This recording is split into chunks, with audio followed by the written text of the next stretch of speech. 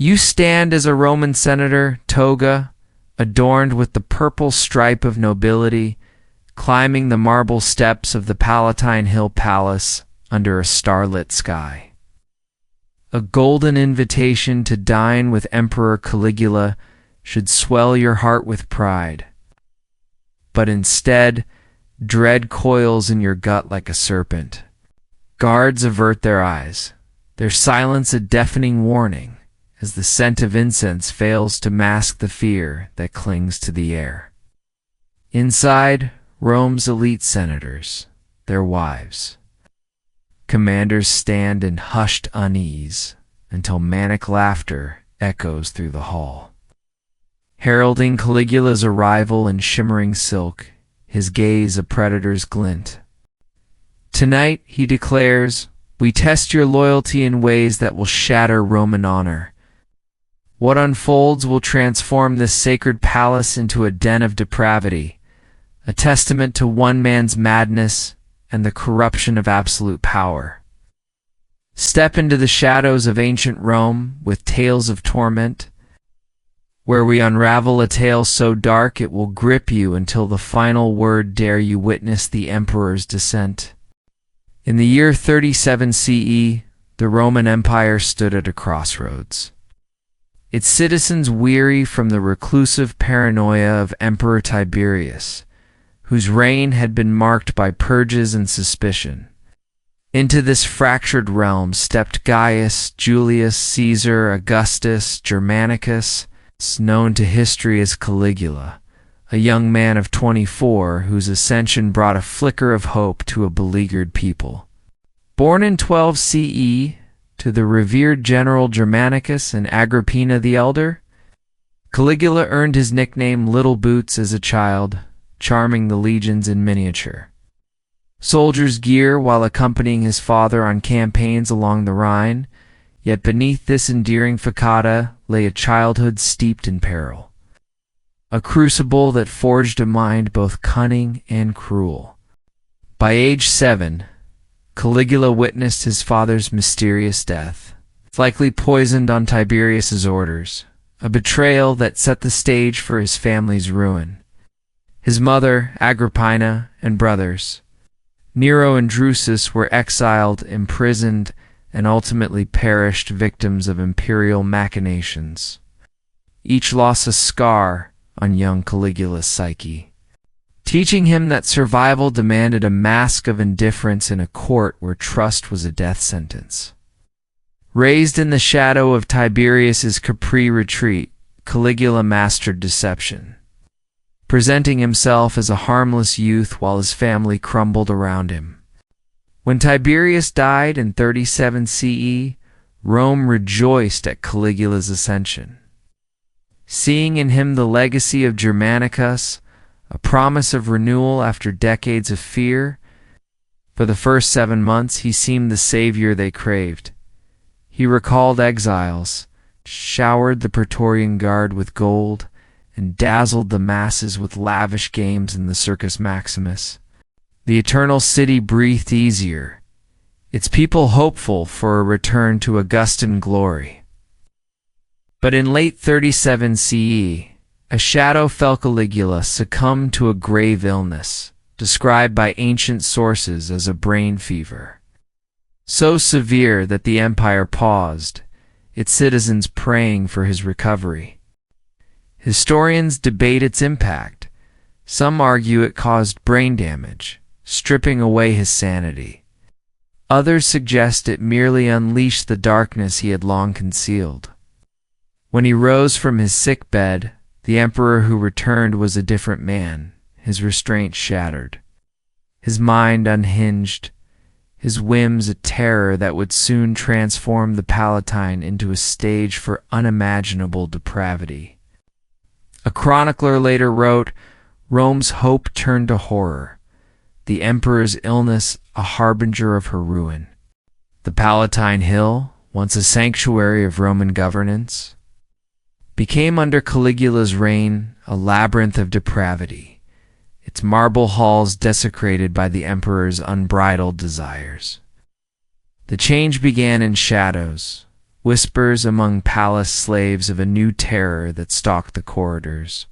Caligula, now recovered but irrevocably altered, realized the intoxicating truth of his power. As emperor, no boundary could restrain him, no taboo could hold him. The palace, a sprawling complex of grand atriums and hidden chambers, was transformed, its sacred spaces turned into theaters for his darkest appetites. Servants, who had served the Julio-Claudian dynasty for generations, became the first victims of his whims. Young male slaves, chosen for their beauty, were summoned to his chambers, their cries muffled by heavy tapestries as Caligula forced them into acts that violated every Roman ideal of dignity. Female servants fared worse, their knights a gauntlet of terror as the emperor prowled, selecting them at random to sat his lust. Each encounter a calculated display of dominance, not desire. The emperor's gaze soon turned to the elite, his invitations to die in a gilded trap for Rome's nobility. Senators and their wives, adorned in silks and expecting a night of discourse, found themselves ensnared in horrors beyond imagining. Caligula's feasts began with the trappings of tradition tables laden with peacock, dates, and Falernian wine, but as the torches dimmed, the mood shifted. "My friends," he would purr, his voice a velvet blade, "let us honor Rome with true devotion." The room would still as he demanded the unthinkable. Noble women stripped bare, forced into degrading acts while their husbands watched, their protests silenced by the Praetorian Guards' drawn swords.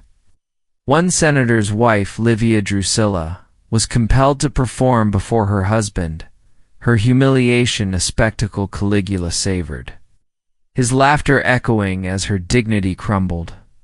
The palace itself was reshaped to accommodate his perversions. Chambers were fitted with circular couches their design, ensuring every act was visible from all angles, while a converted amphitheater hosted group spectacles where slaves, nobles, and even captured foes were forced into depravity under the emperor's watchful eye. A chronicler noted, "The Palatine became a brothel of the damned, its halls profaned by a godless emperor." Caligula's bedroom, once a private sanctuary, became a public stage of terror, its walls adorned with viewing galleries, its doors flung wide to admit forced spectators. He took delight in being watched, each act a proclamation of his divinity, his power absolute over flesh and spirit. The brothel he established within the palace walls staffed noble women as unwilling courtesans, their service a tax on their family's survival, a grotesque marketplace where honor was bartered for mercy. Religious rites, once sacred, were corrupted. Caligula, proclaiming himself a living god, demanded priestesses break their vows in public, their acts a twisted worship of his name. Traditional festivals became orgies, emperor's laughter a dirge over Rome's moral decay, his palace a monument to the empire's shame. Caligula's reign of terror extended beyond the palace, his sexual depravity, a weapon that reshaped Roman society with calculated cruelty. The emperor understood the power of humiliation, using sex to dismantle the very fabric of Roman honor. Senators, once pillars of the state, were forced to deliver their wives and daughters to the Palatine, knowing each summons meant degradation. Wives compelled to perform unspeakable acts while their husbands sat in silence, their rage a silent storm beneath the emperor's gaze. Caligula formalized this terror into a system, taxing noble families with their women's bodies, their service a currency for political favor, a slavery that stripped the elite of their dignity. Women who resisted faced public shame, forced into gladiatorial arenas to perform as spectacles. Their noble status erased as they were sold to soldiers, a warning to all who defied the emperor's will. Children of Rome's elite suffered most, their innocence a casualty of Caligula's perversions. Ancient sources veiled in euphemism speak of young boys and girls summoned to the palace, forced to witness or partake in acts that shattered their mindstrama, that would echo through their lives, warping their understanding of love and power. Caligula's religious edicts turned depravity into worship. Temples within the palace hosting rituals where sexual acts became offerings to his divinity. Priestesses defiled in his name, and festivals transformed into orgies of imperial design. His governors across the empire mirrored these horrors, establishing their own courts of abuse, a network of terror that stretched from Gaul to Syria, where local women lived in dread of selection. A chronicler lamented, Caligula's lust became Rome's law, his desires a plague upon the empire's soul. The emperor's final spectacles were grotesque pageant orgies lasting days, involving senators, slaves, and beasts, a tableau of his absolute dominion. He demanded senators arrange their families' participation. Complicity a deeper wound than witness, breaking their honor as they tied their wives for his pleasure. The psychological scars ran deep, marriages shattered, children haunted by what they endured. By 40 CE, Caligula's edict to make his cult the empire's religion mandating sexual loyalty pushed the Praetorian Guard to act.